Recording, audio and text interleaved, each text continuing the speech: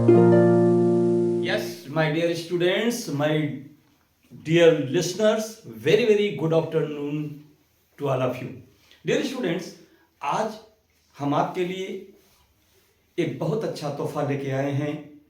पूरी बायोस्फीयर की different biodiversity को एक गुलदस्ते में सजा के लेके आया हूं आपके लिए, जिससे आप एक ही शॉट में पूरा का पूरा चैप्टर की स्टडी कर लें। डियर स्टूडेंट्स, यदि आप देखें, ध्यान दीजिए, यहाँ पर ये हमारे पूरे विश्व बायोस्फीयर की बायोडाइवर्सिटी का एक स्क्रीनशॉट है। एक जो है एक फोकस आपके सामने पड़ रहा है। एक्वेटिक एरिया जिसमें दिखा रहे हैं फ्रेश वाटर, जो क्या होता है हमारे अर्थ का 0.8% कवर करता है पूरे इकोसिस्टम का। मेराइन एरिया जो है covers 71% of the world's surface. और इसके बाद जो है ये जो एक्वेटिक है 500 मीटर्स के नीचे जो कोरल रीफ हैं वो 1% covers aquatic ecosystem. Rain forest जो होते हैं वो covers 6% of land mass, and forest covers 30% of land mass. Desert covers 33% of land mass. Dear students, in such way you can find this world, this whole biosphere is complete with different type of livings and species. Means I mean to say the full diversity. विभिन्न प्रकार के जीवों की विविधता से भरा हुआ ये हमारा जो धरती का आंचल है, जो हरा भरा है, ये हम लोगों को कुछ सिखाने कुछ पढ़ाने ही नहीं आ रहा है, बल्कि हमारे जीवन की आवश्यकता की सारी आवश्यकताओं को पूर्ति करने के लिए आता है। कभी कभी हम बड़े गुमान से कह बैठते हैं कि हमको किसी से कोई मतलब नहीं, हम अकेले आए हैं, अकेले चले जाएंगे। अरे अकेले तो आए हैं, लेकिन अकेले बायोडाइवर्सिटी के सपोर्ट के बगैर एक पल भी नहीं जी पाएंगे। ये दम्भ भरा प्रतिज्ञा हमारी सबसे बड़ी भूल हो सकती है। ये हमारे अलावा whatever present surrounds us as my relations, as with our livings, as with our plants, as with our non livings, means abiotic factor, इन सबसे हम घिर करके एक संपूर्ण जीवन, एक विलासतापूर्ण जीवन, एक भोगपूर्ण जीवन, एक कष्टकारी जीवन जो जीते हैं ना, वो सब कुछ इसी बायोडाइवर्सिटी के द्वारा हमको मिलता है। न हम कुछ लेके आए थे, न कुछ लेके जाएंगे, लेकिन यहाँ जब तक रहते हैं एक वैभवपूर्ण जीवन सब कुछ लेकर के समेट के जीते हैं। ये कौन दे रहा है? ये कौन दे रहा है हमें? ये हमारे सराउंड्स जो डिफरेंट टाइप के लिविंग्स एंड नॉन लिविंग्स हैं, ये हमें कंपोज करके हमें जीवन को कामयाब होने के लिए बहुत कुछ देते हैं। सांस देते हैं, पानी देते हैं, भोजन देते हैं, रहने के लिए धरती देते हैं, ऊपर ग्रह नक्षत्रों को देखने के लिए खुला आकाश देते हैं। जितना उड़ सको उड़ लो, जिसकी कोई सीमा नहीं है। ये सब कौन दे रहा है? ये हमारी सब बायोडाइवर्सिटी हमको दे रही है, ये हमारा इकोसिस्टम दे रहा है। डियर स्टूडेंट्स, इस दुनिया में जब हम लोग इकोलॉजी पढ़ रहे थे, इकोलॉजी पढ़ाते समय आपको बताया था कि इकोलॉजी कई यूनिट होते हैं। अकेला एक जो इंडिविजुअल है उसका पॉपुलेशन अगर किसी स्थान पे, किसी एक स्थान पर अगर कई प्रकार की स्पीसीज वहां प्रेजेंट हैं और उनमें कोई फंक्शन इंटरेक्शन हो रहा है, तो उस फंक्शनल इंटरेक्शन को रिप्रेजेंट करने वाला जो सिस्टम होता है वही बायोडाइवर्सिटी होती है। ठीक है, तो इस बायोडाइवर्सिटी में इकोसिस्टम इन वन शॉट वाले लेसन में हम लोग जो कुछ पढ़ेंगे उसका एक इंडेक्स, एक ब्रीफ इंडेक्स यहां पर आपके सामने है। हम लोग क्या देखेंगे? हम लोग बायोडाइवर्सिटी का डिफिनीशन देखेंगे, हम लोग इकोसिस्टम का डिफिनीशन देखेंगे, हम लोग इकोसिस्टम का स्ट्रक्चर देखेंगे, हम लोग इकोसिस्टम का कंपोनेंट्स देखेंगे और इकोसिस्टम के टाइप्स को देखेंगे। हम लोग इकोसिस्टम हम लोगों को क्या सर्विस प्रोवाइड करता है उसको देखेंगे। हम लोग फंक्शनल इकोसिस्टम के फंक्शनल कंपोनेंट्स में हम लोग उसकी primary productivity, gross primary productivity, net primary productivity, secondary productivity, gross secondary productivity और नेट सेकेंडरी प्रोडक्टिविटी के बारे में भी स्टडी करेंगे। हम लोग डिट्रिफिकेशन या डिकम्पोजिशन के बारे में भी इस लेसन में बात करेंगे। हम लोग डिट्रिफिकेशन के फैक्टर्स जो डिट्रिफिकेशन का डिफिनेशन पढ़ेंगे, डिट्रिफिकेशन का टाइप पढ़ेंगे, डिट्रिफिकेशन कितने स्टेप में होता है उसको भी पढ़ेंगे। माता जी के पास चले जाइए। कितने प्रकार का होता है उसको पढ़ेंगे, और वो फैक्टर्स कौन कौन से डिट्रिफिकेशन को अफेक्ट करते हैं उसके बारे में हम लोग भी स्टडी करेंगे। इसके साथ ही साथ हमारे इस इकोसिस्टम में एनर्जी का फ्लो कैसे होता है, एनर्जी कहां से आती है, हमें जीवन देने के लिए एनर्जी कहां से आती है, एनर्जी के कौन कौन से सोर्स हैं, उसको हम लोग इसी लेसन में पढ़ेंगे। एनर्जी कैसे एक लिविंग से दूसरी लिविंग में ट्रांसफर होती है उसके बारे में, जो फूड चेन है उसको देखेंगे।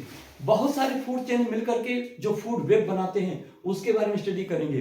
जो इस इकोसिस्टम में कितने प्रकार के ट्रॉफिक लेवल्स के लिविंग हैं, किस किस लेवल के लिविंग्स हैं on the basis of their food nature, उसके बारे में स्टडी करेंगे। और साथ ही साथ टोटल इकोसिस्टम का जो है पिरामिड्स के बारे में हम लोग इकोलॉजिकल पिरामिड्स के बारे में स्टडी करेंगे, जिसको एल्टन महोदय ने 1927 में 1927 में क्या किया था, रिप्रेजेंट किया था अपने कॉन्सेप्ट को। तो इसको पढ़ते हुए हम लोग लेसन को एंड करेंगे। ठीक है, तो डियर स्टूडेंट्स आइए अब हम लोग पहले पेज पर सेकंड पेज पर जंप करते हैं। यस, इकोसिस्टम क्या है, तो आइए देखते हैं इकोसिस्टम क्या है। डेफिनेशन अगर देखें तो ecosystem is interaction self supporting system.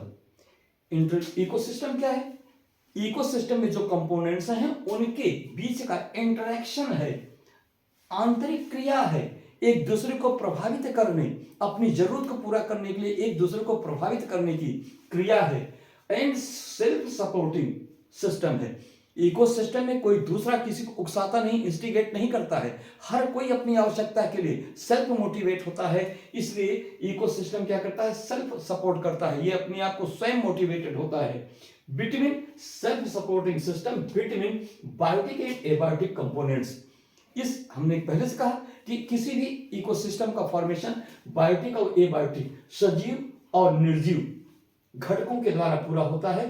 तो ये सजीव और निर्जीव घटक क्या होते हैं, ये कैसे एक दूसरे को इंटरेक्ट करते हैं उसकी, और कैसे ये सेल्फ सपोर्ट के द्वारा आगे एक्ट करता है, इसी को हम क्या कहते हैं, इकोसिस्टम कहते हैं। अगर वन लाइन में इकोसिस्टम को आप डिफाइन करना चाहें तो क्या कर सकते हैं, ये जो ब्लू कलर से लिखा, ये येलो कलर से जो दिया है definition, ecosystem is functional unit of community.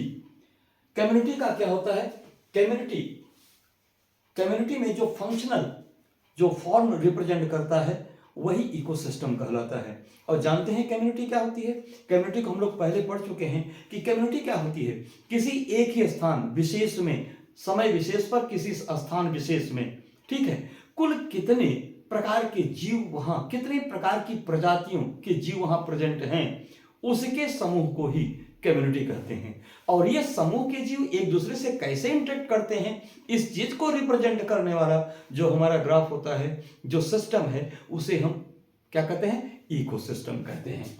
ठीक है, तो ध्यान से रखना बेटा, ये जो इकोसिस्टम वर्ड है, इस इकोसिस्टम वर्ड को टेंसले ने 1935 में सबसे पहले यूज किया।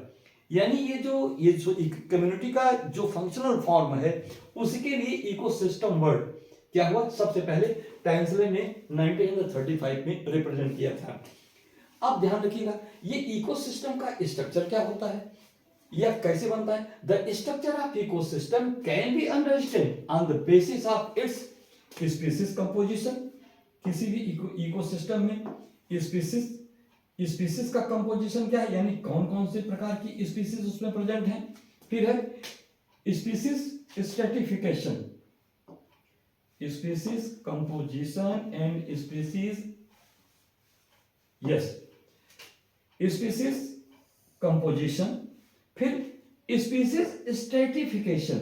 स्ट्रेटिफिकेशन क्या है, किसी भी इकोसिस्टम में किस किस लेवल के, किस किस स्तर पर जो लिविंग्स हैं, स्ट्रेटिफिकेशन है। जैसे मैं मान लीजिए कोई फॉरेस्ट है, फॉरेस्ट में सॉइल लेवल पे कौन कौन है, सॉइल लेवल से यानी एक फिर से ऊंचाई के कितने कितने हैं, फिर उनसे हायर लेवल के कौन कौन से लिविंग्स हैं, फिर वो क्या करते हैं, ये स्टेट जो स्तरीकरण होता है जीवों का किसी परितंत्र में, वो भी क्या करता है, एक दूसरे को प्रभावित करता है। जैसे अगर कोई बहुत बड़ा ह्यूज प्लांट है, अपने कैनापी के साथ, अपने बहुत सारी शाखाओं प्रशाखाओं के साथ अपने नीचे उगने वाले पौधों को प्रभावित करता है। अरे भाई, हम लोग पढ़ चुके हैं, हम लोग किसान के बच्चे हैं, हम लोग अच्छी तरह जानते हैं। हमारे बाप दादा कहते हैं कि भैया अगर कोई आम का पेड़ है, कोई बड़ा सा वृक्ष है, उसके नीचे अगर हमारा कोई खेत है, वहां पे अगर कोई हम फसल की उगाई करेंगे, फसल बोएंगे, तो फसल की पैदावार वहां कम होती है, पौधों में ग्रोथ नहीं होती है। क्यों?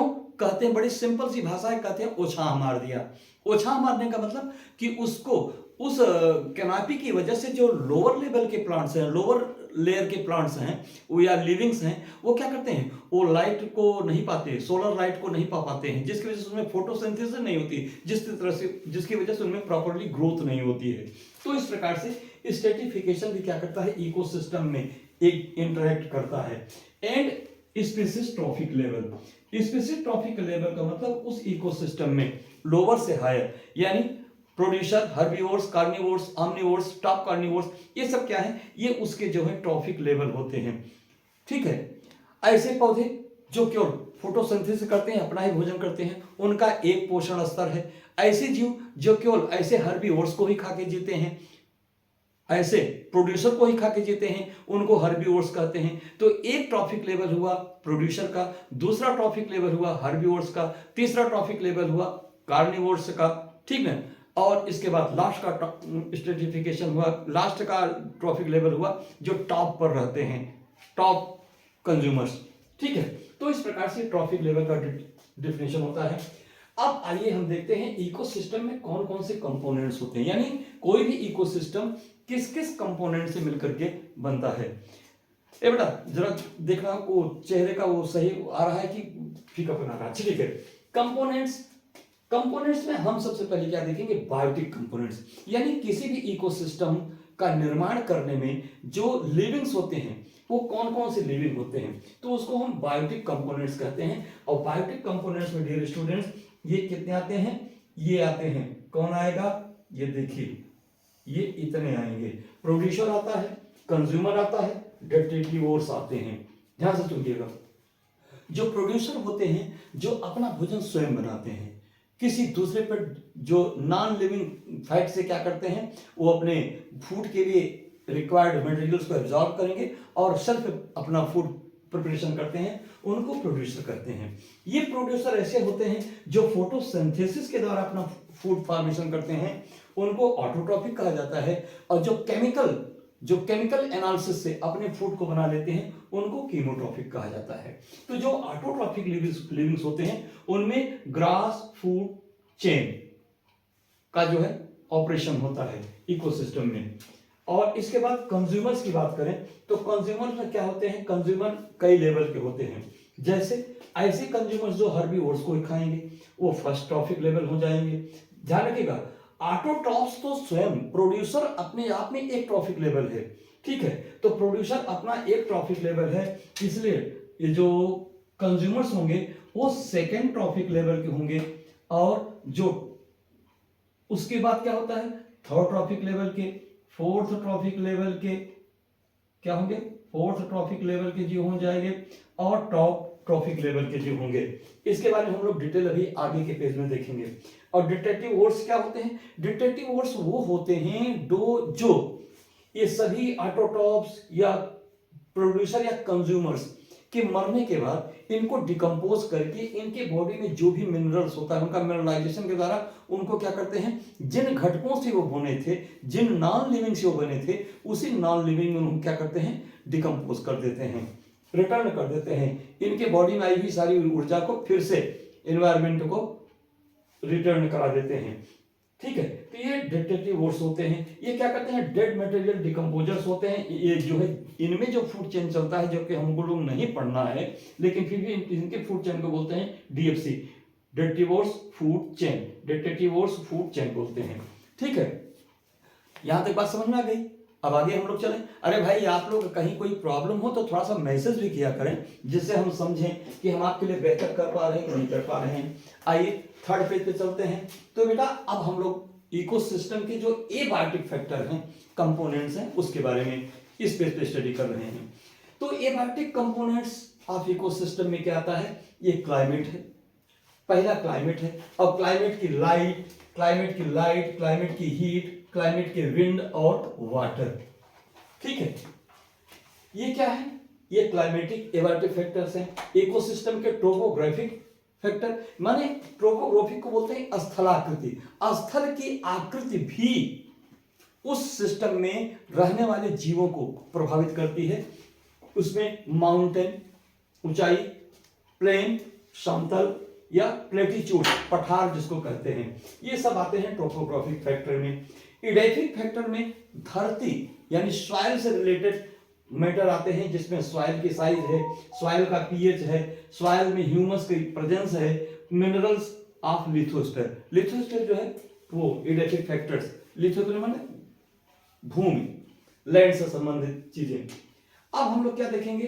Types of ecosystem. इकोसिस्टम होता कितने प्रकार के? तो डियर स्टूडेंट्स, अगर टाइप के बारे में हम लोग स्टडी करें तो इकोसिस्टम क्या होता है? मुख्य रूप से 3 प्रकार का होता है। नेचुरल में अगर देखें तो टेरेस्ट्रियल इकोसिस्टम यानी क्या होता है? फॉरेस्ट है, ग्रासलैंड है, डेजर्ट इत्यादि सब क्या है? ये टेरेस्ट्रियल इकोसिस्टम को फॉर्म करते हैं। इसके बाद एक्वेटिक इकोसिस्टम में क्या होता है कि पॉन्ड्स है, लेक है, झील है, तालाब है, झील है, नम भूमि, आर्द्र भूमि है, नदी है, ईस्टुअरीज माने क्या होगा? हिमनद या डेल्टाई क्षेत्र जो है, जो होते हैं इत्यादि, ये क्या होते हैं? ये एक्वेटिक इकोसिस्टम को फॉर्म करते हैं। और man made ecosystem, artificial ecosystem, ये क्या होते हैं? फील्ड ऑफ क्रॉप, हम लोग जिन खेतों में खेती करते हैं, फसल उगाते हैं, वो उतना एरिया क्या होता है? वो मैन मेड इकोसिस्टम होता है। और क्या है? एक्वेरियम सेक्टर, हम अपने घरों में शीशे के बर्तन में क्या करते हैं? पानी, जो विभिन्न प्रकार की रंगीन मछलियों को पालते हैं, वो हमारे द्वारा बनाया गया एक छोटा सा स्मॉलेस्ट इकोसिस्टम होता है, ठीक है। अब हम देखेंगे कि हम इकोसिस्टम के बारे में इतने सारी कुछ अध्ययन करने की क्या जरूरत है, क्यों हम इतना सर खपा रहे हैं, इतना सारा चीजें हमें फोकस किया जा रहा है, इसी में क्या लाभ है? अभी भी हमने बहुत कुछ कह दिया कि इकोसिस्टम न होता तो हम लोग खाने बगैर, रोशनी के बगैर, हवा के बगैर धरती पर हम पैर कहाँ रखते, हमारा कोई अस्तित्व ही नहीं बन पाता। तो इन सब, अगर आइए कुछ गिनी चुनी जो है इसकी सर्विसेज है, ये इकोसिस्टम हमारी क्या सेवा करता है, किस रूप में सेवा करता है, इसके बारे में देखें। तो सबसे पहली चीज, purity of air and water. हम जो पानी पीते हैं या हम जो सांस लेते हैं, इसकी प्योरिटी को मेंटेन करता है इकोसिस्टम। साइकिल ऑफ न्यूट्रिएंट्स, ये जो विभिन्न प्रकार के फास्फोरस है, कैल्शियम है, कार्बन है, नाइट्रोजन है, मैग्नीज है, ये जो डिफरेंट टाइप के मिनरल्स हैं, जो क्या है? पोषक पदार्थ हैं, इसकी भी क्या होती है? Self governed, self servicing, auto supporting है ना इकोसिस्टम। तो क्या करता है? ऑटोमेटिक अपने एनवायरनमेंट पे उसको जो है बैलेंसिंग बनाता रहता है। उसमें एक बायोटिक और एबायोटिक फैक्टर के बीच में इंटरेक्शंस के द्वारा क्या होता है? उसमें साइकिल चलती रहती है, जिससे उनकी एनवायरनमेंट में किसकी कितनी आवश्यकता है वो बैलेंस बना रहता है। मेंटेनेंस ऑफ बायोडाइवर्सिटी, जैव विविधता। इसके पहले वाले 1 शॉट में हम लोग जैव विविधता के बारे में पढ़ चुके हैं।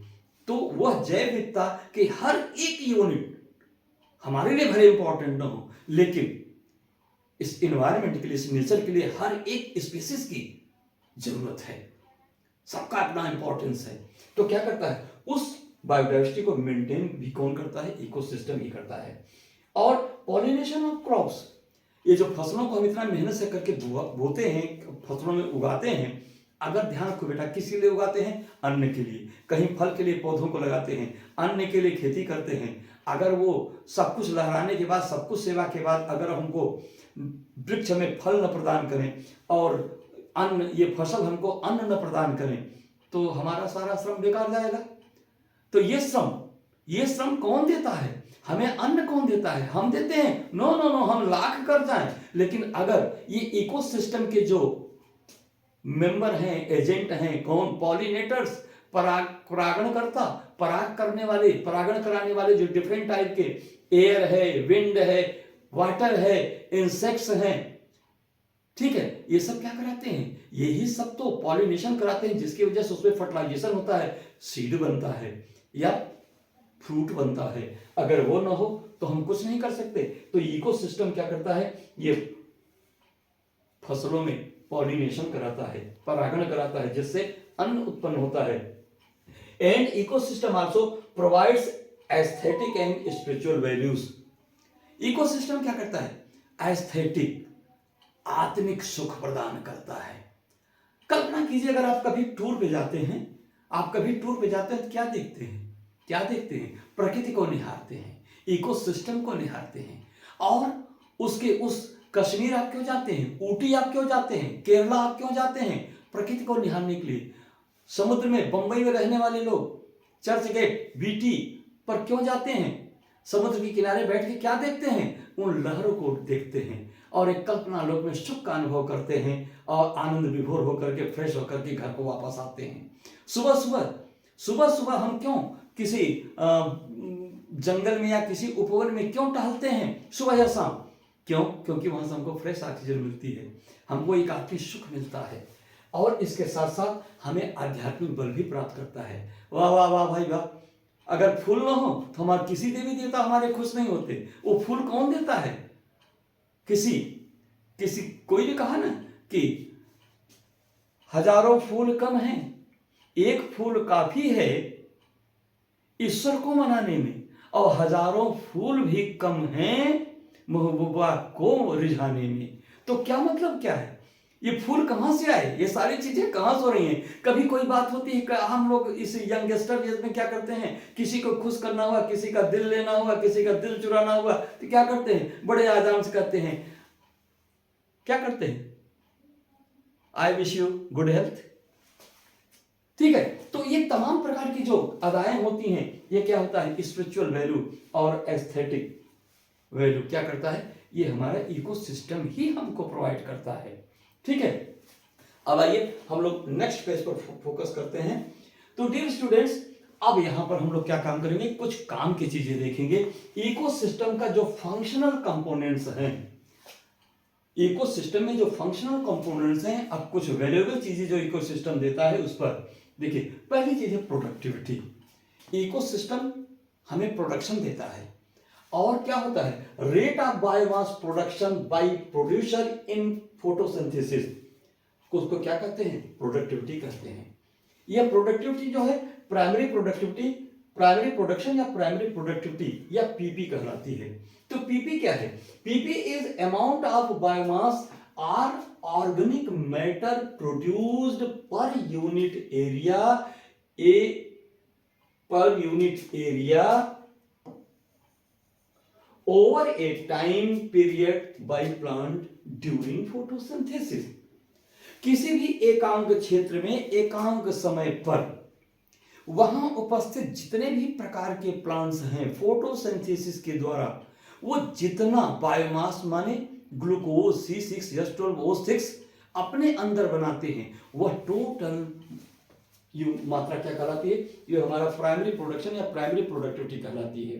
ठीक है, और यूनिट इसका क्या होता है, प्राइमरी प्रोडक्टिविटी का, पीपी का, तो पीपी की यूनिट होती है इज मास पर unit area per unit time.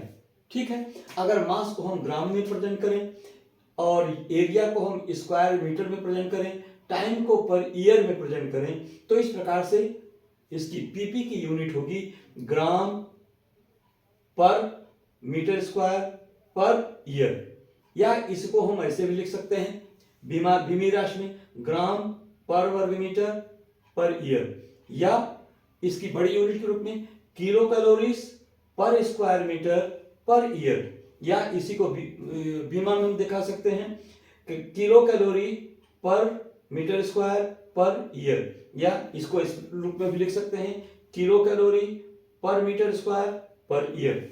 ठीक है, तो इस प्रकार से इस पीपी की यूनिट हुई। आइए नेक्स्ट पेज पे चलते हैं। अब यहाँ पे जो ग्रॉस पीपी क्या होती है, जिसको जीपीपी भी हम कहते हैं, ग्रॉस प्राइमरी प्रोडक्टिविटी। तो dear student, gross primary productivity is the rate of production of organic matters in photosynthesis. Photosynthesis में किसी यूनिट एरिया में यूनिट टाइम पर वहां प्रेजेंट सभी प्रोड्यूसरों ने फोटोसिंथेसिस से कुल कितना ग्लूकोज का फॉर्मेशन किया, बायोमास का फॉर्मेशन किया, वही क्या है, वहां की ग्रॉस प्राइमरी प्रोडक्टिविटी होती है। और डियर स्टूडेंट, हम लोग जानते हैं, इसको हम लोग जीपीपी से रिप्रेजेंट करते हैं। और हम ये भी जानते हैं कि जो फूड वो बनाते हैं, वो भी क्या काम करेंगे, वो सारे प्रोड्यूसर्स अपनी उस एनर्जी को अपने डिफरेंट फॉर्म में कन्वर्ट करते हैं, रेस्पिरेशन के द्वारा ऑक्सीजन को लेकर के उसका क्या ऑक्सीडेशन करते हैं और अपने सेल में एटीपी का फॉर्मेशन करते हैं, जिससे वो अपनी वाइटल एक्टिविटी को रिस्पॉन्ड करते हैं, पूरा करते हैं। तो इस रेस्पिरेशन के द्वारा उस टोटल ग्लूकोज की कितनी एनर्जी लॉस कर जाती है, उसको अगर निकाल दें, निकालने के बाद जो टोटल बायोमास बचता है किसी प्रोड्यूसर के शरीर में, वह नेट प्राइमरी प्रोडक्टिविटी या एनपीपी कहलाती है। इसी चीज को यहां लिखा देख रहे हैं कि NPP is GPP minus respiration, gross primary productivity में से रेस्पिरेशन के द्वारा जो कुछ भी प्रोड्यूसरों ने अपनी एनर्जी को लॉस किया, अपनी बायोमास को लॉस किया, उसको निकालने के बाद जो कुछ बचा वो एनपीपी नेट प्राइमरी प्रोडक्टिविटी कहलाती है। अब NPP is available biomass for the consumption to heterotrophs means herbivores and decomposers.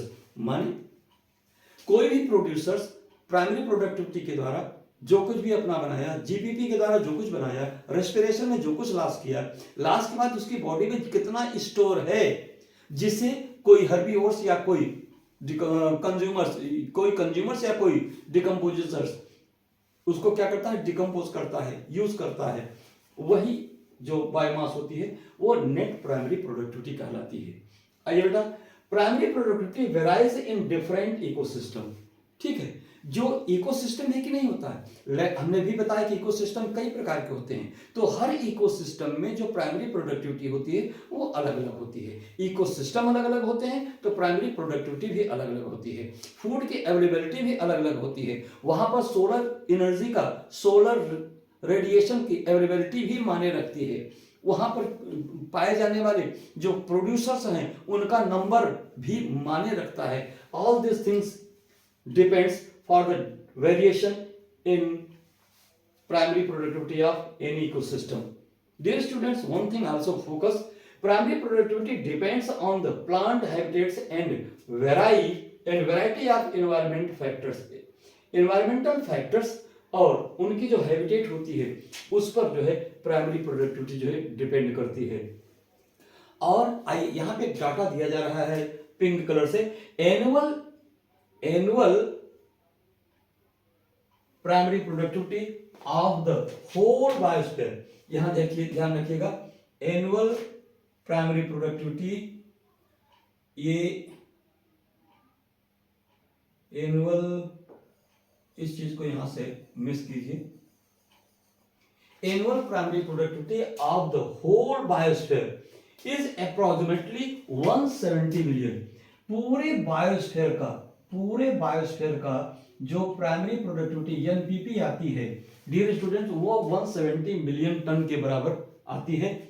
ये ड्राई वेट बताया गया है of organic matter in 70% of terrestrial surface.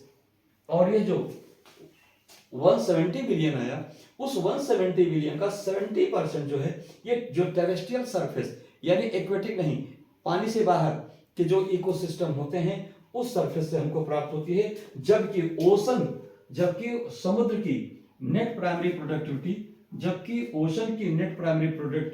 55 billion ton होती है।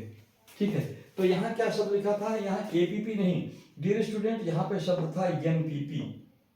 कौन सा शब्द था, एनपीपी।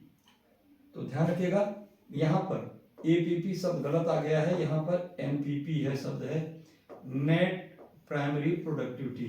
ठीक है, नेट प्राइमरी प्रोडक्टिविटी के लिए दिया है। ठीक है, आइए हम लोग नेक्स्ट पेज पर फोकस करते हैं और कुछ नया जानते हैं। सेकेंडरी प्रोडक्टिविटी क्या है? सेकेंडरी प्रोडक्टिविटी को एसपी से शो करते हैं। Dear student, secondary productivity is rate of formation of new organic matter by consumers. जब हम प्रोड्यूसर में जो भी रेस्पिरेशन के दौरान जो भी एनपीपी बचा, उस नेट प्राइमरी प्रोडक्शन को क्या करते हैं, वो हर्बीवोर्स लेते हैं। जब उसको खाएंगे तो हर्बीवोर्स उसको कंज्यूम करते हैं। तो हर्बीवोर्स में जो एनर्जी या जो बायोमास आया, वो हर्बीवोर्स भी क्या करता है, वो भी रेस्पिरेशन करेगा। रेस्पिरेशन करने के बाद क्या करेगा, उसका भी कुछ परसेंटेज यूज करेगा। यूज करने के बाद अब उसकी बॉडी में जो कुछ भी नेट प्राइमरी प्रोडक्टिविटी का बचा, प्लस वह अपने बायोलॉजिकल एक्टिविटी के द्वारा, मेटाबॉलिज्म के द्वारा जो कुछ और नया बनाया, वह सब मिला करके सेकेंडरी प्रोडक्टिविटी कहलाती है। तो आइए देखते हैं सेकेंडरी प्रोडक्टिविटी क्या है। Is the rate of formation of new organic matter by consumers. जो कंज्यूमर्स प्रोड्यूसर्स को यूज करते हैं, उनमें जो नया बनता है, इज द न्यू नए ऑर्गेनिक मैटर्स का क्या होता है, फॉर्मेशन होता है। Secondary productivity determines the number of trophic levels. ये क्या करता है, number of trophic levels and the length of food chain of ecosystem.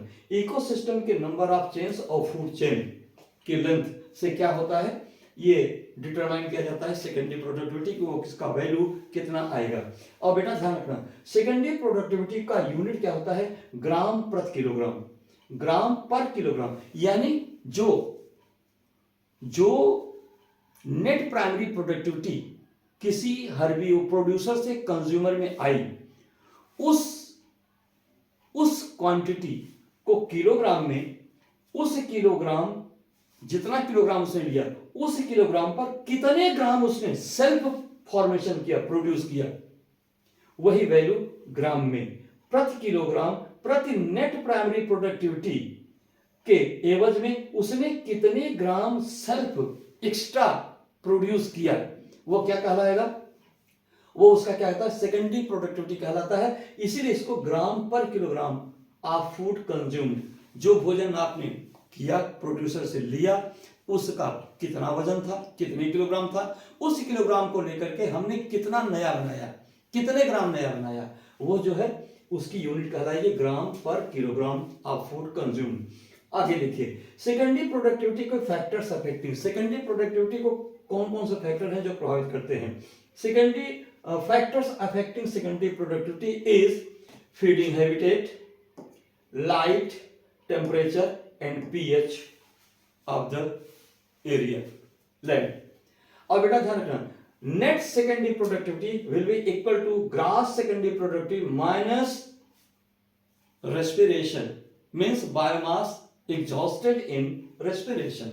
Respiration में जो कुछ भी हमने, किसी भी कंज्यूमर ने जो भी रेस्पिरेशन में लॉस किया, जो प्राप्त किया था, और उसमें से जो टोटल ग्रॉस जीएसपी हुआ, उसमें से जो लॉस कर दिया, उससे जो बचा, वही नेट सेकेंडरी प्रोडक्टिविटी कहलाती है। ठीक है, डियर स्टूडेंट आगे बढ़े। Yes, okay, thanks. अब हम क्या करेंगे, डिकम्पोजिशन इन इकोसिस्टम और डिट्रेटिफिकेशन। अब हम क्या, ध्यान सुनिएगा, अब इस प्रकार से किसी भी इकोसिस्टम में जो प्रोड्यूसर होते हैं, जो कंज्यूमर होते हैं, डियर स्टूडेंट, प्रोड्यूसर हुए चाहे कंज्यूमर्स हुए, ये जब क्या करते हैं, ये जब मर जाते हैं, इनके मरने में जब ये डेड हो जाते हैं, तो इसमें क्या होते हैं, डिफरेंट टाइप के जो डिट्रेटिवोर्स होते हैं, डिकम्पोजर्स होते हैं, वो उनकी बॉडी को 5 स्टेप में डिकम्पोज करके उनकी बॉडी में जो कुछ भी सिंपल कंपाउंड्स होते हैं, कार्बन, सल्फर, नाइट्रोजन, वाटर या मिनरल्स, उनका मिनरलाइजेशन कर देते हैं। इसके द्वारा वो जिन जिन खनिजों से बने थे, उन खनिजों उनको तोड़ करके फ्री कर देते हैं, उनके अस्तित्व को इस धरती पर से समाप्त कर देते हैं। तो इस प्रकार से ये क्रिया जो है डिकम्पोजिशन कहलाती है। आइए डेफिनेशन क्या कह रहे हैं, decomposition is the process of breakdown of decomposition of complex organic matter into simple organic substances like carbon dioxide, water, nutrients by decomposers or by detritivores. Decomposers को ही detritivores भी कहते हैं। और वेरी सिंपल एक लाइन में अगर definition आप देना चाहें तो क्या कह सकते हैं, डिकम्पोजिशन या detritification is the process of Decomposition is a process of detritivation of detritus by detritivores। यानी क्या होता है कि detritus के द्वारा डिट्रेटिव वोर्स के द्वारा डिट्राइटस का जो है डिट्राइटिफिकेशन करना ही क्या कहलाता है, डिकम्पोजिशन कहलाता है। अब हम समझेंगे ये डिट्राइटस क्या है, डिट्राइटिव वोर्स क्या है, डिट्रेटिफिकेशन क्या है। अरे भाई, डिट्राइटिव वोर्स यानी डिकम्पोजर्स के द्वारा डिकम्पोजिंग कंपोनेंट्स माने डिट्राइटस का को डिकम्पोज करना माने डिट्राइटिफिकेशन करना क्या कहलाता है, डिकम्पोजिशन कहलाता है या डिट्राइटिफिकेशन कहलाता है। ठीक है, अब डिट्राइटस क्या होते हैं, detritus are the dead plant remains such as leaves, bark, flowers and dead remains of animals. ध्यान रखिएगा, केवल प्लांट्स के ही डेड नहीं, dead plants are animal remains such as leaves, bark, flowers and dead remains of animals including fecal matters। ये जो मल वगैरह होते हैं वो भी क्या होते हैं, वो सब डिट्राइटस में आते हैं। ठीक है, और लिटर भी इसमें क्या होता है, लिटर भी इसमें कंज्यूम होता है। इसमें देखिए लिटर का नाम नहीं दिया है। लिटर क्या होता है बेटा, कोई भी एनिमल जो पूरा नहीं, मर तो गया है लेकिन सड़ा नहीं है, ठीक ना, तो वो ताजे ताजे मरे हुए जीव या उनके कोई यंग या किसी डाल से पत्तियों का टूट कर गिर जाना, किसी शाखा का टूट कर गिर जाना, किसी पौधे का डिरूटेड हो जाना, वो सब क्या है, वो सब लिटर की श्रेणी में आते हैं। ठीक है, ये जब ड्राई हो जाते हैं, सूख जाते हैं, तब इसको जो कहते हैं डिट्रेटिव वोर्स इस पर ऐड करते हैं, उसको जो डिकम्पोज कराते हैं। ठीक है, तो ये डिट्राइटस का हुआ। डिट्रेटिव वोर्स कौन कौन है, डिफरेंट टाइप के डिट्रेटिव वोर्स होते हैं बेटा। तो डिट्रेटिव वोर्स कौन कौन, detritivores are organism that eat detritus and their waste and are important part of the ecosystem.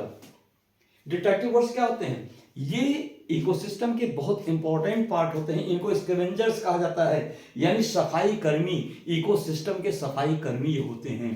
ठीक है, ये क्या काम करते हैं, ये एनवायरनमेंट को, जो डेड मटेरियल्स होते हैं उनको डिकम्पोज करके एनवायरनमेंट को या इकोसिस्टम को क्लीन करते हैं। इसमें इनवर्टिब्रेट्स, ये हैं कुछ इनवर्टिब्रेट्स में जो है मिलीपेड्स हैं, वुड लाइस हैं, क्या है, स्प्रिंगटेल्स हैं, डंग फ्लाइज हैं, माइट्स हैं, बीटल्स हैं, बटरफ्लाइज एंड स्लग्स आते हैं। कौन, इनवर्टिब्रेट्स में। क्रस्टेशियंस में जो डिट्रेटिवोर्स होते हैं वो क्रैब एंड लोबस्टर्स हैं। इकाइनोडर्म्स में जो डिट्रेटिवोर्स होते हैं वो सी स्टार्स एंड सी कुकुम्बर्स आता है। वर्म्स में अर्थवर्म, पॉलीकीट्स, वर्म्स एंड बार्नेकल्स, ये सब क्या आते हैं, ये वर्म की श्रेणी में आने वाले डिट्रेटिवोर्स हैं। फंजाई की श्रेणी में आने वाले ओस्टर मशरूम है, चिकन ऑफ वुड्स है एंड हेरिक्सियम स्पीसीज ऑफ फंजाई, ये सब क्या होते हैं, ये डिफरेंट टाइप के डिट्रेटिवोर्स हैं। आइए हम लोग नेक्स्ट पेज पर फोकस करते हैं। यहां पे हम लोग देखेंगे प्रोसेस ऑफ डिकम्पोजिशन ऑफ डिट्रिफिकेशन, यानी डिकम्पोजिशन का स्टेप क्या है या डिट्रिफिकेशन का स्टेप क्या है। तो इसमें बेटा क्या होता है, 5 प्रोसेस होती है। पहला क्या हुआ, पहला स्टेप हुआ फ्रेगमेंटेशन। फ्रेगमेंटेशन में क्या होता है, जब कोई चीज सड़ जाती है, मर जाती है, मरने के बाद क्या होता है, पहला स्टेप होता है डिट्रिफिकेशन का, फ्रेगमेंटेशन यानी खंडीभवन, टुकड़ों में टूटना।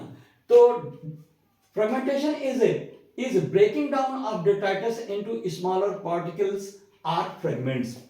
ठीक है, इसको फ्रेगमेंटेशन कहते हैं। लीचिंग, दूसरा स्टेप है लीचिंग का। लीचिंग क्या है, leaching is a process in which water soluble inorganic nutrients go down into the soil horizon and get precipitated as unavailable salts। ये क्या करते हैं, इसके बाद जब कोई चीज सड़ने लगती है, आप लोगों ने देखा होगा कि उसमें से पानी जैसा कुछ बहने लगता है, और वो क्या करता है कि मिट्टी के, जिस मिट्टी पर पड़ करके सड़ रहा है वो क्या करता है, उसी मिट्टी में जाके समा जाता है। इसी चीज को हम लोग जो है यहाँ लीचिंग कर रहे हैं। तीसरा चीज क्या है, कैटाबोलिज्म। कैटाबोलिज्म क्या है, catabolism is degradation of detritus into simpler inorganic substances bye bacterial and fungal enzymes. Bacterial और फंगल एंजाइम्स उस पर छोड़े जाते हैं। वो क्या करते हैं, उसकी बॉडी में जितने कार्बनिक मैटर्स होते हैं, प्रोटीन, फैट, कार्बोहाइड्रेट एक्सेट्रा, उस सबको डिकम्पोज करते हैं। डिकम्पोज करने के बाद छोटे छोटे टुकड़ों में वो ब्रेक डाउन होते हैं और वो अपनी जरूरत के लिए उसमें से अपने न्यूट्रिएंट्स को सक कर लेते हैं, बाकी जो होता है उसको फ्री कर देते हैं एनवायरनमेंट में। इसके बाद क्या होता है, चौथा स्टेप होता है ह्यूमिफिकेशन। ह्यूमिफिकेशन क्या होता है? वो ऑर्गेनिक मैटर्स का क्या होता है, छोटे छोटे टुकड़ों में कोलॉइडल फॉर्म में कन्वर्ट हो जाना क्या होता है, ये ह्यूमिफिकेशन होता है। ह्यूमिफिकेशन इज फॉर्मेशन और accumulation of humus in soil. ठीक है, बहुत ह्यूमस की बहुत चर्चा की जाती है, ह्यूमस की चर्चा की जाती है। ह्यूमस का फंक्शन क्या होता है बेटा? ह्यूमस का यही फंक्शन होता है, ये very small fragment particle of organic matter होते हैं जो जिनकी वाटर होल्डिंग कैपेसिटी ज़्यादा होती है। ये जिस जमीन में ज़्यादा से ज़्यादा होंगे उसमें क्या होगा, उसमें उस वाटर की वाटर होल्डिंग कैपेसिटी बढ़ जाएगी, नमी उस खेत में ज़्यादा से ज़्यादा बनी रहती है, जिससे पौधे प्रॉपरली एंड हेल्दी ग्रो करते हैं। ठीक है, इसके अलावा बहुत सारे इंपॉर्टेंट हैं, लेकिन इतनी चीज़ तो जानना जरूरी है। ठीक है, इसके बाद है पांचवा स्टेप, इसका है मिनरलाइजेशन। डिकम्पोजिशन का पांचवा स्टेप है मिनरलाइजेशन। मिनरलाइजेशन क्या होता है? Mineralisation is degradation of humus into inorganic nutrients by some microbes like actinomycetes, fungi group का एक्टिनोमाइसिस और कुछ अदर फंजाई एंड प्रोटोजोअन्स।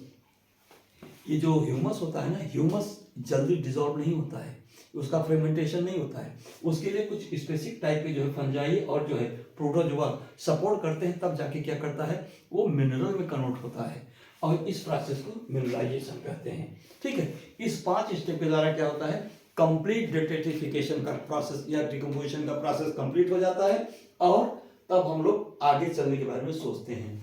तो चल लीजिए, फैक्टर्स अफेक्टिंग डिकम्पोजिशन। बेटा ध्यान रखिएगा, कौन कौन से फैक्टर हैं जो डिकम्पोजिशन को प्रभावित करते हैं। ठीक है, तो पहला फैक्टर है टेम्परेचर। यहां ध्यान रखिएगा, कुछ मैथमेटिकल फार्मूला के द्वारा हम आपको 1 लाइन में जो है इसको एक्सप्लेन करने का प्रयास कर रहे हैं। मुझे उम्मीद है इसको आप बेहतर समझेंगे और बेहतर ढंग से लिख सकते हैं। जैसे temperature is directly proportional to decomposition. It means temperature जैसे जैसे बढ़ेगा डिकम्पोजिशन वैसे वैसे बढ़ेगा, और टेम्परेचर जैसे जैसे डाउन होगा डिकम्पोजिशन की प्रोसेस वैसे वैसे डाउन होगी, लेकिन stops at the extreme temperature. अगर टेम्परेचर एक्सट्रीम हो जाएगा, यानी इतना ज्यादा टेम्परेचर हो जाए कि एंजाइम ही ब्रेक डाउन होने लगे, तो क्या होगा, डिकम्पोजिशन एडवर्सली अफेक्ट हो जाएगा। Water is also directly proportional to decomposition. Water की नमी बनी रहेगी, पानी बना रहेगा, जितना ज्यादा होगा डिकम्पोजिशन उतना ज्यादा होगा, वाटर जितना कम होगा डिकम्पोजिशन उतना ही कम होगा। ऑक्सीजन की अवेलेबिलिटी जितना ही हाई होगा डिकम्पोजिशन उतना ही अधिक होगा, जितना कम होगा ऑक्सीजन उतनी मात्रा में डिकम्पोजिशन की रेट डाउन होती जाएगी। लिटर क्वालिटी, लिटर माने जो सड़े गले, जो मृत मरे हुए जो है अध सड़े जो जीव होते हैं, वो क्या होते हैं, अगर उसमें लिग्निन और काइटिन की परसेंटेज जितनी हाई होगी डिकम्पोजिशन उतना ही कम होगा, क्योंकि lignin and chitin quality is inversely proportional to decomposition. तो क्या होता है, लिग्निन और काइटिन की मात्रा अगर किसी भी लिटर में ज्यादा होगी तो डिकम्पोजिशन कम होगा, और दूसरी चीज क्या है, कम होगी तो डिकम्पोजिशन फास्ट होगा। Nitrogen and sugar, the amount of quality of nitrogen and sugar is directly proportional to decomposition. किसी भी लिटर में नाइट्रोजन और शुगर जितनी अधिक मात्रा में होगा डिकम्पोजिशन उतना फास्ट होगा, जितना कम होगा उतना ही डिकम्पोजिशन का रेट भी डाउन होगा। एरिएशन माने हवा की उपलब्धता, खुलेपन का उपलब्धता। अगर सॉइल में अगर एयर भरपूर है तो it is directly proportional to decomposition. ठीक है, सॉइल का पीएच अगर क्या है, सॉइल का पीएच भी क्या करता है, डिकम्पोजिशन के रेट को अफेक्ट करता है। Exposure to air, decomposing substance यानी जो डिट्राइटस है, जितना ही एयर में एक्सपोज रहेगा डिकम्पोजिशन उतना ही हाई होगा, because it is directly proportional to decomposition. ठीक है, नेक्स्ट पॉइंट है ह्यूमिडिटी एंड एरिडिटी, नमी और वायु की उपलब्धता। In dry and hot climate, dry and hot climate is directly proportional to decomposition, but in cool and boggy climates, उमस भरा कंडीशन क्या होगा, it is also directly proportional to decomposition। ठीक है, तो इस प्रकार से these are the factors affecting the decomposition। अब आइए हम लोग नेक्स्ट पेज पर फोकस करते हैं। डियर स्टूडेंट्स, हम लोग धीरे धीरे चैप्टर के नजदीक पहुंच रहे हैं, घबराने की जरूरत नहीं है। यहां देखिए, एनर्जी फ्लो, इस लेसन का एक इंपॉर्टेंट सेगमेंट। एनर्जी फ्लो क्या है? Dear students, in an ecosystem. In an ecosystem, energy flow is always in one direction, means unidirectional. किसी भी इकोसिस्टम में जो एनर्जी का फ्लो होता है वो हमेशा एक ही दिशा में होता है, ठीक है, इसलिए इसको यूनिडायरेक्शनल कहते हैं। जैसे सूरज से आने वाली एनर्जी हमारे सभी जीवों में फ्लो हो रही है, सन की एनर्जी कहां रही है, उसको कौन कंज्यूम कर रहा है, प्रोड्यूसर। प्रोड्यूसर्स कहां गया, हर्बीवोर्स में। हर्बीवोर्स में से कहां गया, कार्निवोर्स में। कार्निवोर्स कहां गया, टॉप लेवल के कार्निवोर्स में, ठीक है। इसके बाद जब ये डेड हो गए तो कहां चला गया, डिटेटिवोर्स में चला गया। डिटेटिवोर्स से क्या हुआ, डिकम्पोज होकर के हीट एनर्जी में कन्वर्ट होकर के यहीं कहीं रह गया, वापस सन के पास नहीं गया। तो ये क्या होती है, इस प्रोसेस को फूड एनर्जी फ्लो कहते हैं। अब इसमें कुछ इंपॉर्टेंट लाइन है, देख लीजिए। Energy flow takes place through food chain and food web. ये क्या होता है, ये फूड वेब और फूड चेन के द्वारा जो है इकोसिस्टम में एनर्जी का फ्लो होता है। एग्जाम्पल, जो ग्रास फूड चेन होता है जिसको जीएफसी कहते हैं, डेटाइटस फूड चेन होता है जिसको डीएफसी कहते हैं, एंड पैरासिटिक फूड चेन होता है जिसको पीएफसी कहते हैं। ये तीन चेन हैं, फूड चेन है, जिसके द्वारा एनर्जी, सोलर एनर्जी क्या होती है, एक चैनल से दूसरे, एक ट्रॉपिक लेवल से दूसरे ट्रॉपिक लेवल में ट्रांसफर होती रहती है। ध्यान रखिएगा, there are two source of energy on the earth. अगर एनर्जी की बात करें तो हमारे धरती पर एनर्जी के दो ही सोर्स हैं। पहला है सोलर एनर्जी, सोलर एनर्जी के रूप में क्या है, sun is the only source of energy on the earth for all ecosystem. सभी प्रकार के इकोसिस्टम के लिए धरती के ओपन एयर अर्थ पर क्या होता है, सोर्स ऑफ एनर्जी जो है केवल सन होता है। लेकिन वे जीव जो 500 मीटर से गहरे सागरों में रहते हैं, ओशन में रहते हैं, वहां एनर्जी का सोर्स क्या होता है, hydrothermal energy of deep sea, thermal energy for depth aquatic ecosystem. यह क्या करती हैं, ये जो 500 मीटर से गहराई पर जो इकोसिस्टम होता है, एक्वेटिक इकोसिस्टम, उनको एनर्जी जो है ये डीप सी, अर्थ की जो गर्मी होती है वो प्रोवाइड करती है। कुछ यहाँ पे डाटा है, ध्यान रखिएगा। Less than 50% of solar radiation is photosynthetic active radiation. कभी कभी पूछा जाता है पार क्या है, तो ध्यान रखिएगा, जो भी सोलर रेडिएशन होता है उसका 50% से कम क्या होता है, वो फोटोसिंथेटिक एक्टिव रेडिएशन है। यानी इसी रेडिएशन में क्या होता है, फोटोसिंथेसिस एक्टिवली होता है, अब इसी को हम पार कहते हैं, ठीक है। Plants capture only 2% to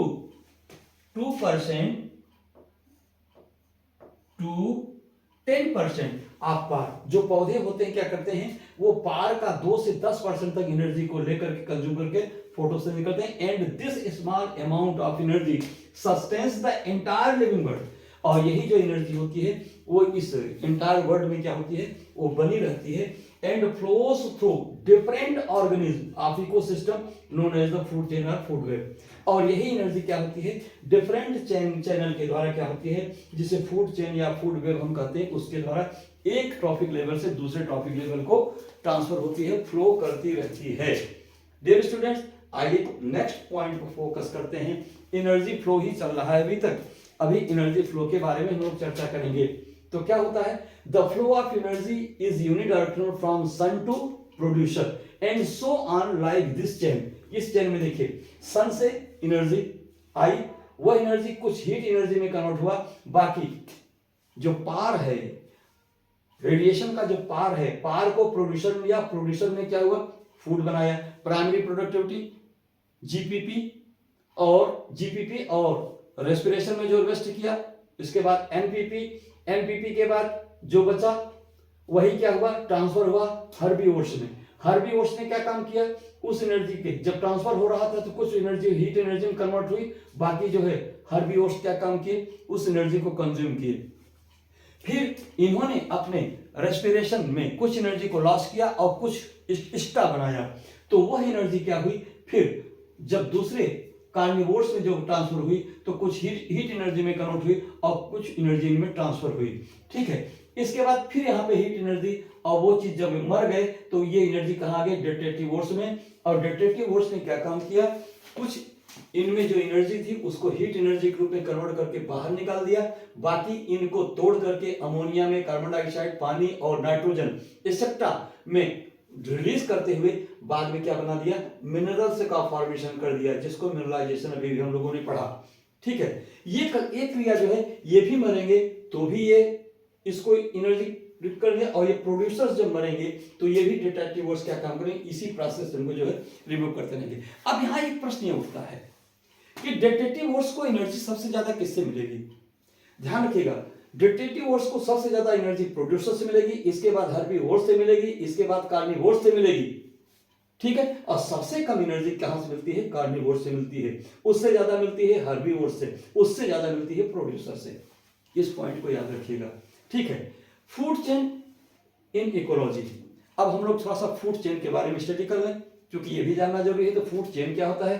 food chain in ecology is the sequence of transfer of matter or energy in the form of food from organism to organism in a linear pathway।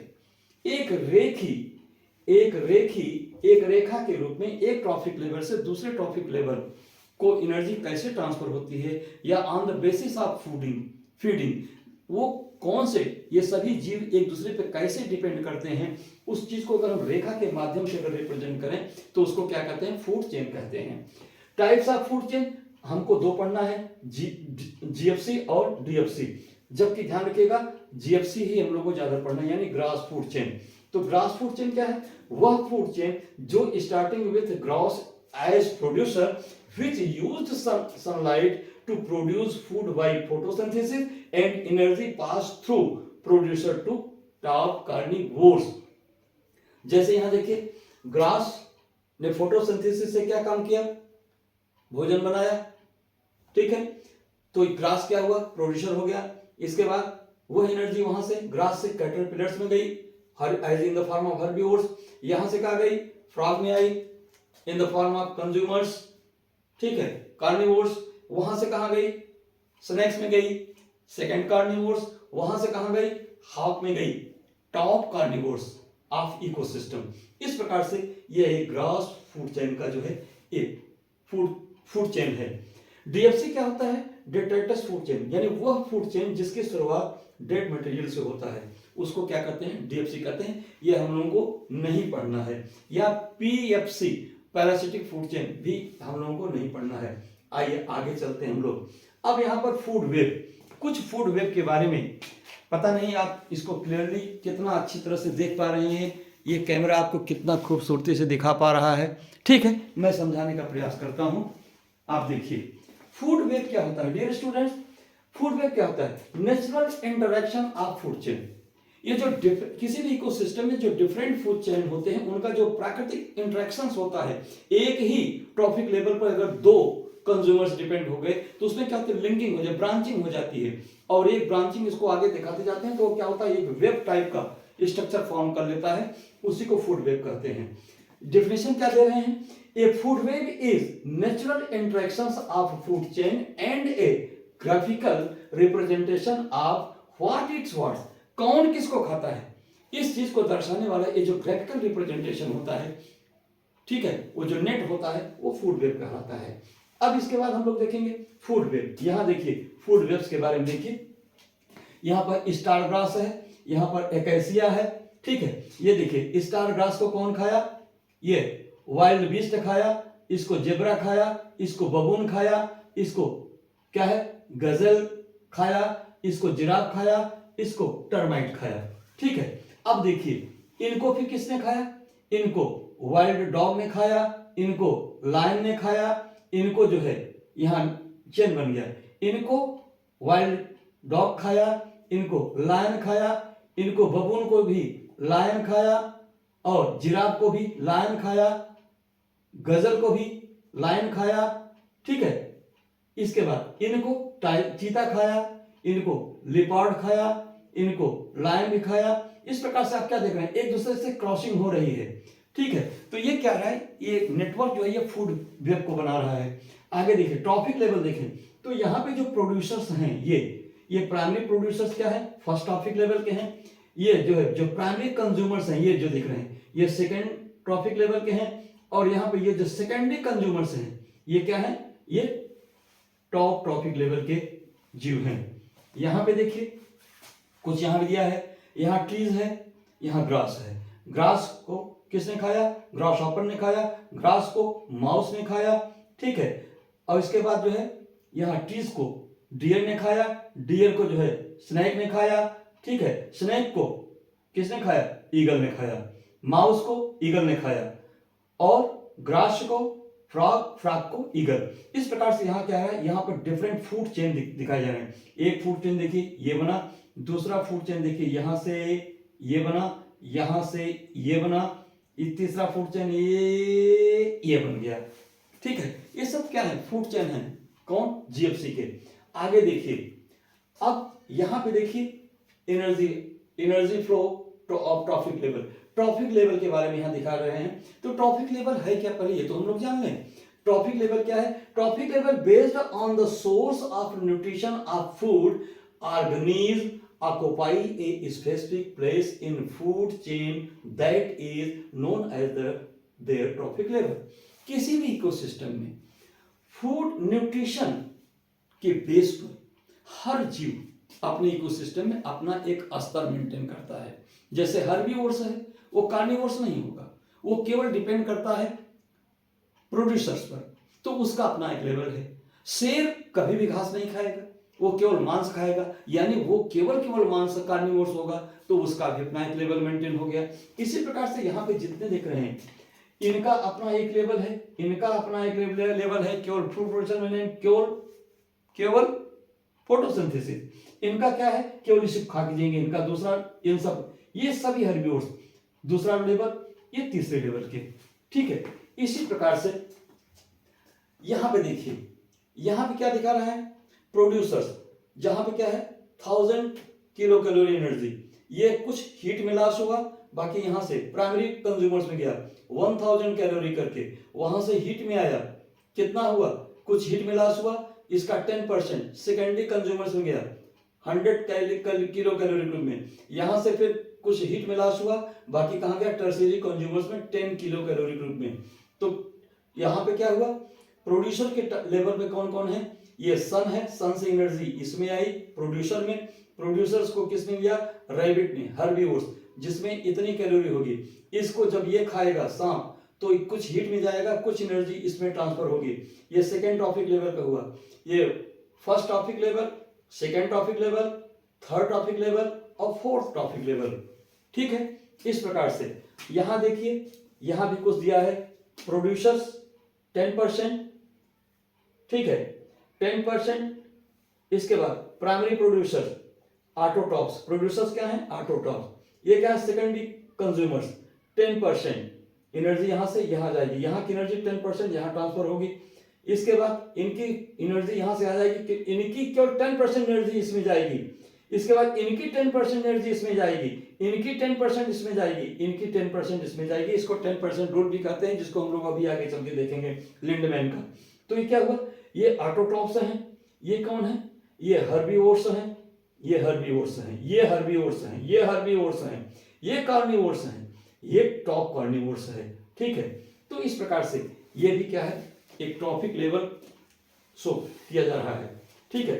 आइए हम लोग नेक्स्ट पेज पे चलते हैं dear students. अब क्या है, trophic level के बारे में भी बातें नहीं समाप्त हुई थी, इसलिए यहां पे देख लीजिए, amount of energy decreases at successive trophic level, वही बात कहा गया, एक ट्रॉफिक लेवल से जब कोई भी एनर्जी दूसरे ट्रॉफिक लेवल पर कन्वर्ट होती है तो कंटिन्यू रिड्यूस होती जाती है, ठीक है। Each trophic level has a certain mass of living material, ठीक है, called as the standing groves, ठीक है। Each trophic level has a certain mass of living material known as biomass, ठीक है, कॉल्ड एज द, उसको क्या बोलते हैं, लेवल मटेरियल या biomass, biomass called standing crops. किसी भी खड़ी फसल में जो कंज्यूमर्स के लिए सस्टेन एनर्जी किसी भी ट्रॉफिक लेवल में पड़ी हुई है, वो क्या करती है, वो स्टैंडिंग क्रॉप कहलाती है। स्टैंडिंग क्रॉप पे कई बार जो है कमेंट पूछा गया है, अच्छी तरह याद कर लीजिएगा। अब ये जो इसके बाद 10% लॉ आता है कि किसी ट्रॉफिक लेवल में, किसी फूड चेन में जो एनर्जी का फ्लो होता है वो किस रूल को फॉलो करते हुए होता है। तो उसके लिए लिंडमैन ने 1942 में एक लॉ दिया जो था 10% लॉ। 10% लॉ क्या कह रहा है कि at each trophic level about 90% of available energy is used in life process and only 10% energy is transferred to next higher trophic level from the lower trophic level।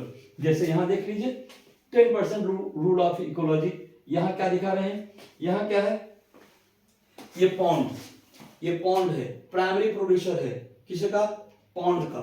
इसको क्या हुआ, यहां पे कितना था 1000 पाउंड्स इसका बायोमास था। इसको जब मछली ने खाया फर्स्ट ऑर्डर ऑफ कंज्यूमर, तो 100 पाउंड्स जो है इसमें ट्रांसफर हुआ, यानी 10% घट गया। फिर इसको जब बड़ी मछली ने खाया तो क्या हुआ, जो क्या है इंटरमीडिएट क्या है, प्रेडेटर्स है इसको खाने वाले, तो यहां से इसकी जो एनर्जी थी उसका 10% इसमें ट्रांसफर हुआ। ठीक है, तो 10% इसका 10% इसका इसमें ट्रांसफर हुआ, फिर इसका 10% जो है इसमें ट्रांसफर हुआ, तब क्या हुआ बचा, केवल 1 पाउंड इसका वजन बचा। ठीक है, 1 पाउंड ही केवल इसमें ट्रांसफर हुआ। ये टॉप क्या है, प्रेडेटर्स है।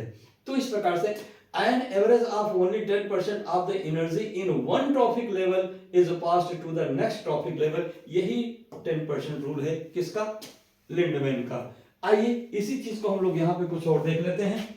तो यहाँ देखिए एनर्जी फ्लो जो है इन एन इकोसिस्टम, ये क्या देखते हैं, ये फर्स्ट ट्रॉफिक लेवल के प्रोड्यूसर होंगे, फर्स्ट ट्रॉफिक लेवल के प्रोड्यूसर होंगे।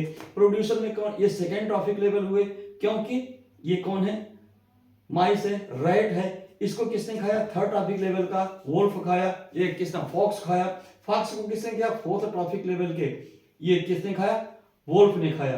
तो क्या हुआ, ये एनर्जी क्या हो रहा है, कुछ हीट में कन्वर्ट हो रही है, बाकी क्या हो रही है, बाकी एनर्जी 10% करके जो है एक दूसरे से ट्रांसफर हो रही है। और एनर्जी यहाँ कहां से रही है, ये सन से आ रही है इस प्रोड्यूसर्स में। ठीक है, अब आइए हम लोग लास्ट पेज पर फोकस करते हैं जिसमें क्या है, इकोलॉजिकल पिरामिड्स। तो डियर स्टूडेंट्स, इकोलॉजिकल पिरामिड्स क्या है, ध्यान रखिएगा। इकोलॉजिकल पिरामिड्स के कॉन्सेप्ट को जो है एल्टन ने 1927 में दिया था। This concept of ecological pyramid was given by Elton in 1927। इसमें इन्होंने क्या कहा कि इकोलॉजिकल पिरामिड्स क्या होते हैं, these are the diagrammatic representation of ecological relations of number of organism. किसी भी इकोसिस्टम में जीवों की संख्या को ग्राफ के रूप में रिप्रेजेंट करना और नंबर ऑफ पिरामिड्स कहलाता है। ठीक है, तो पहला नंबर ऑफ पिरामिड्स, दूसरा क्या होता है, या उन जीवों में जो बायोमास है उसको रिप्रेजेंट करने, बायोमास के आधार पर रिप्रेजेंट करना, वो बायोमास का पिरामिड कहलाता है। या उस जीव में कुल कितनी एनर्जी है, एनर्जी के बेस पर अगर उसको हम ग्राफिकली रिप्रेजेंट कर रहे हैं तो वो एनर्जी का पिरामिड कहलाएगा। ठीक है, अब आइए पिरामिड से संबंधित कुछ फंडामेंटल रूल्स हैं, इसको देख लीजिए। क्या कह रहे हैं कि eight different trophic levels is called ecological pyramid, यानी ये तो इकोलॉजिकल पिरामिड की डिफिनेशन है। क्या है, diagrammatic representation of ecological relations of number of organism, biomass और their energy at different trophic level is called ecological pyramid. ठीक है, ये तो डिफिनेशन हो गया जिसको मैंने ब्रेक करके कई सेगमेंट में कर दिया जिसे आप समझ सकिए। दूसरी चीज, कुछ एग्जांपल हैं, कुछ महत्वपूर्ण बातें हैं, जैसे the base of each pyramid represents producer. हर पिरामिड के बेस में हमेशा प्रोड्यूसर को रिप्रेजेंट किया जाता है। Are the first trophic level, या प्रोड्यूसर या जो पहला ट्रॉफिक लेवल का जीव होता है उसको रिप्रेजेंट किया जाता है पिरामिड के बेस में। While the apex represents tertiary या top level of the consumer. जबकि किसी पिरामिड का जो टॉप लेवल होता है, एपेक्स होता है, चोटी होती है, शिखर होता है, उसमें क्या होता है, टॉप लेवल के जो कंज्यूमर्स होते हैं उनको शो किया जाता है, या टर्शियरी लेवल के जो कंज्यूमर्स होते हैं उनको शो किया जाता है। अब डियर स्टूडेंट्स, आइए कुछ पिरामिड्स के बारे में हम लोग अध्ययन करें। सबसे पहले हम लोग देखेंगे किसी घास के मैदान, ग्रास लैंड के जो पिरामिड ऑफ नंबर है, जो पिरामिड ऑफ नंबर है, इसको हम लोग पहले देखते हैं। तो इसमें क्या होता है, एक कैलकुलेशन, एक गणना करके आपको दर्शाया गया है। किसी घास के मैदान में जो प्राइमरी प्रोड्यूसर्स थे उनकी संख्या अगर आकलन करके देखा गया तो 5842 नंबर उनका था। इस प्रोड्यूसर पर डिपेंड रहने वाले जो प्राइमरी कंज्यूमर्स थे उनकी गणना की गई तो 708 है, 708। और इस प्राइमरी कंज्यूमर्स पर डिपेंड रहने वाले जो सेकेंडरी कंज्यूमर्स थे उनके नंबर का कैलकुलेशन किया गया तो पाया गया 354 नंबर उनका था। इसके बाद इस पर डिपेंड रहने वाले जो टॉप कंज्यूमर्स थे वो केवल नंबर में 3 थे। तो इस प्रकार से जब यहाँ के हम ग्राफ को रिप्रेजेंट किए तो क्या प्राप्त हुआ, तो पता चला एक हमको क्या हुआ, एक इरेक्ट ट्रायंगल प्राप्त हुआ, एक सीधा त्रिभुज प्राप्त होता है। ठीक है, ये क्या हुआ, एक पिरामिड ऑफ नंबर है ग्रासलैंड का। ठीक है, अब आइए पिरामिड ऑफ नंबर हो गया। दूसरा पिरामिड ऑफ मास देखिए।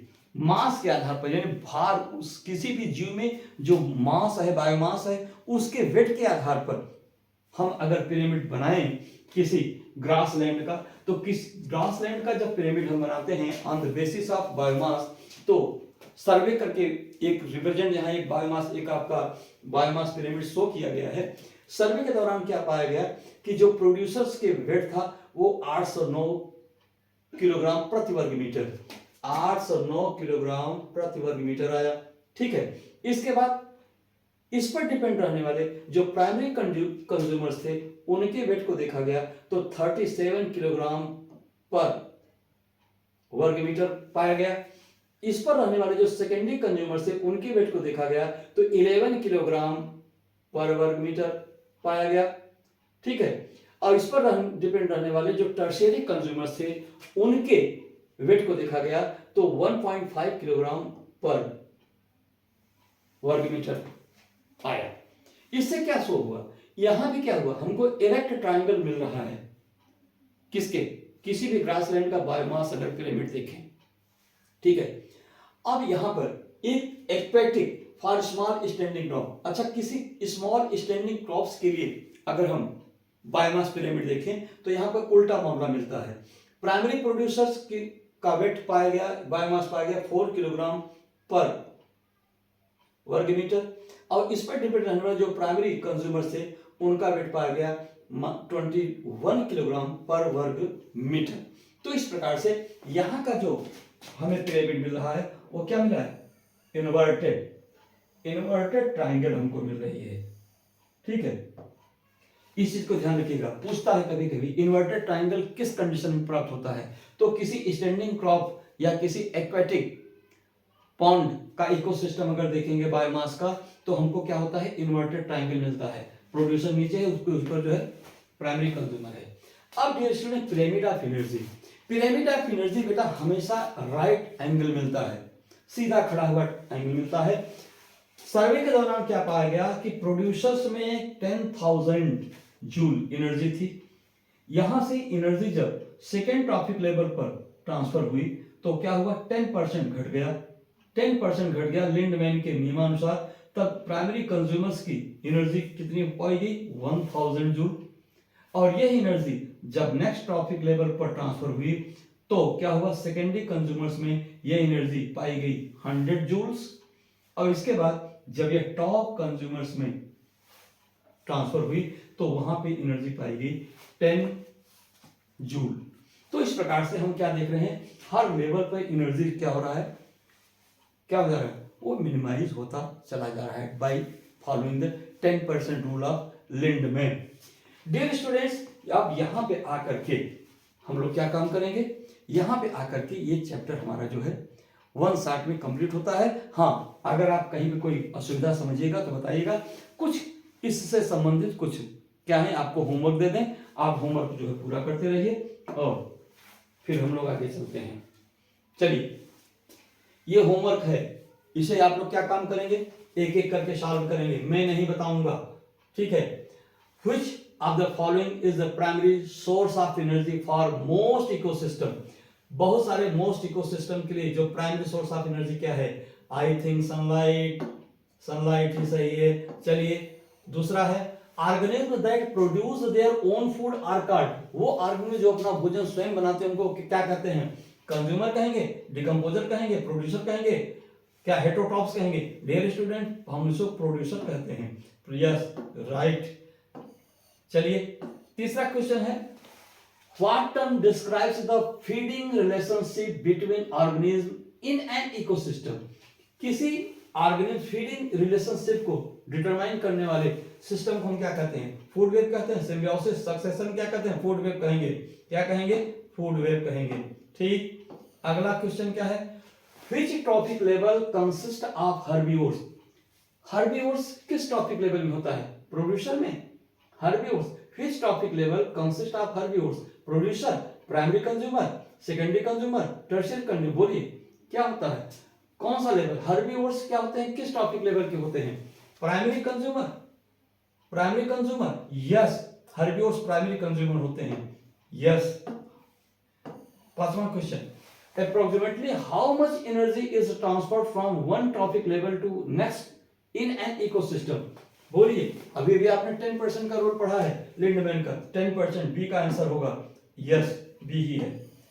छठा चलिए, what role do decompositions play in an ecosystem, किसी इकोसिस्टम में जो डिकम्पोजर्स हैं वो क्या काम करते हैं, किसका काम करते हैं, produce organic compounds, consume living organism, break down dead organic matter, या complete with primary consumers. I think C, क्या करते हैं, डेड ऑर्गेनिक मैटर को क्या करते हैं, ब्रेक डाउन करते हैं, और यही सही भी है। ठीक है। नेक्स्ट है, ए food chain typically starts with which type of organism, कोई भी फूड चेन किस टाइप के ऑर्गेनिज्म से शुरू होता है, कार्निवोर से, ऑमनिवोर से, प्रोड्यूसर से, डिकम्पोजर से। नो बेटा, सी प्रोड्यूसर से शुरू होता है। यस प्रोड्यूसर आ गया। Next question, which of the following is an example of an ecosystem, क्या है, किसी इकोसिस्टम का इसमें से कौन एग्जांपल है, a single tree, A population of dear, A population of dear, A forest including all its organism and abiotic factors, all the birds in a country. क्या है सब, पूछ ध्यान से समझिए इस प्रश्न को। Which of the following is an example of an ecosystem, इसमें से कौन एक इकोसिस्टम का एग्जाम्पल है, बोलिए। आपको बताया हूं मैं, एक सिंगल ट्री भी अपने आप में क्या है, एक एग्जाम्पल है, यही एग्जाम्पल है। संभवतः उत्तर यही होना चाहिए। ये क्या दे रहे हैं, सॉरी मैं यहां गलत हुआ, a forest including all its organism and a biotic factor, यानी बायोटिक और एबायोटिक फैक्टर्स इंक्लूड करने वाला जो एक फॉरेस्ट होता है, क्या होता है, वो एक इकोसिस्टम का एग्जांपल है। ठीक है। चलिए नौवां question, the process by which plants convert light energy into chemical energy is called what, respiration, decomposition, photosynthesis, translation. और इसको तो आप लोग कर ही लेंगे, कौन सा होगा, photosynthesis. Yes you are right, photosynthesis है। 10वें क्वेश्चन पर आइए, if there are 10,000 unit of energy at the producer level, how many units of energy would typically be available to the second trophic level। बोलिए first trophic level पर 10,000 है, तो second trophic level पर कितना होगा, 10,000 का 10% मीन्स 1000, तो कितना होगा 1000, 100, नो नो नो नो, ये 1000। अरे अरे एक मिनट 10,000 का कितना होगा, इफ देयर आर 10,000, इकाई ढाई सौ हजार 10,000 units of energy at a producer level, producer level पे इतना है, how many units of energy would typically be available to the second trophic. ओ हो फर्स्ट ट्रॉपिक लेवल क्या हुआ, ये प्रोड्यूसर हो गया, सेकंड ट्रॉपिक लेवल कंज्यूमर कितना होगा, 10,000 का 10%। आंसर यहां पे गलत जा रहा है, ये नहीं होगा 100 यूनिट्स नहीं डियर, ये होगा आंसर 1000, क्योंकि 10,000 फर्स्ट ट्रॉपिक लेवल है, सेकंड ट्रॉपिक लेवल पर इसका 10% ट्रांसफर होगा, तो क्या होगा, इसका 10,000 होगा। आइए इसका क्वेश्चन को बदल के देखते हैं क्या दिखाते हैं। Which of the following organisms are primarily responsible for the converting light energy into chemical energy with most ecosystem? Primary Which of the following organisms are primarily responsible for the converting light energy into chemical energy with most ecosystem? बहुत मोरवर सभी ecosystem में primary वो solar energy को किसमें, solar energy को chemical energy में कौन convert करता है? फोटोसिंथेसिस जो करेगा वही करेगा। तो क्या होगा? Primary consumer, no decomposer, no producer. C, answer C, producer. ठीक है। तो डियर स्टूडेंट्स, अब यहां तक आप सब लोग कीजिएगा। ये क्वेश्चन मैं आपको शेयर कर देता हूं, आप इसको जो है पूरा कीजिएगा। ठीक है। आइए 6394667722। ठीक है। तो ये सेंड हो गया। ठीक है। इसके अलावा भी कुछ क्वेश्चन है, इसे आप लोग शेयर एंड पब्लिश हो गया। तो डियर स्टूडेंट्स, अब ये जैसा मैंने आपसे प्रॉमिस किया था, वन शॉट में ये आपका पूरा इकोसिस्टम कंप्लीट हुआ। ध्यान से पढ़िए, परीक्षा के समय में इसका उपयोग कीजिए और मन लगा के पढ़िए बेटा, आगे बढ़िए। Do your best, do the best to be the best. Yes, thank you, bye.